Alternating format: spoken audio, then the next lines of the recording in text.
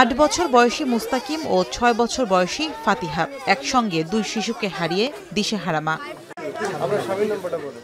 নিজের সন্তানদের সাথে হারিয়েছেন মাকেও। মৃত শিশুদের জড়িয়ে ধরে বাবা কাঁদছেন খুলনা মেডিকেল কলেজ হাসপাতালে। জমিজমা সংক্রান্ত বিরোধের জেরেই এই হত্যাকাণ্ড বলে অভিযোগ শিশুদের মার রুবি আক্তারের। আমার মা আর আমার দুটো বাচ্চা, একটা ছেলে একটা মেয়ে, এই যে হৃদয় আমি এগুলো সহ্য করতে পারতেছি না স্যার। আমার পার নিচে কোনো মাটি নেই, আমার জানলা কাটা না, আমার জানলায় তালা মারা, কোনোভাবে ঘরের কোনো জানলা দিয়ে ঢোকেনি। এরা এই ঘরের মধ্যেই ছিল। আমার মামা শ্বশুরের ছেলে, আমাদের জায়গা জমি অলরেডি তাদের নিয়ে মামলা চলতেছে, আমার বাড়ি জাল দলিল করে নিয়েছে তারা।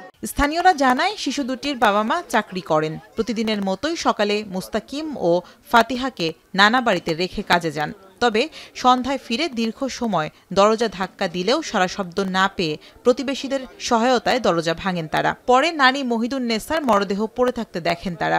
আর বাড়ির বসতঘরের পাশে মুরগির খামারের কাছে পাওয়া যায় মুস্তাকিম ও ফাতিহার মরদেহ। মর্মান্তিক এই ঘটনায় হতবাক স্বজন ও স্থানীয়রা। নিষ্পাপ বাচ্চা, এরা কার কি ক্ষতি করতে পারে, এরা কার কি করছে। অত্যাধিক নৃশংস, আসলে দুইটা বাচ্চা ছোট ছোট, এদেরকে কিভাবে মারে একটা মানুষ। এলাকাবাসীর দাবি, যারাই এই ঘটনাটা ঘটাক না কেন, অত্যন্ত দুঃখজনক এবং বেদনাদায়ক। নিহতদের শরীরে আঘাতের চিহ্ন পাওয়া গেছে বলে জানিয়েছে পুলিশ। প্রাথমিকভাবে আমরা যেটি দেখেছি,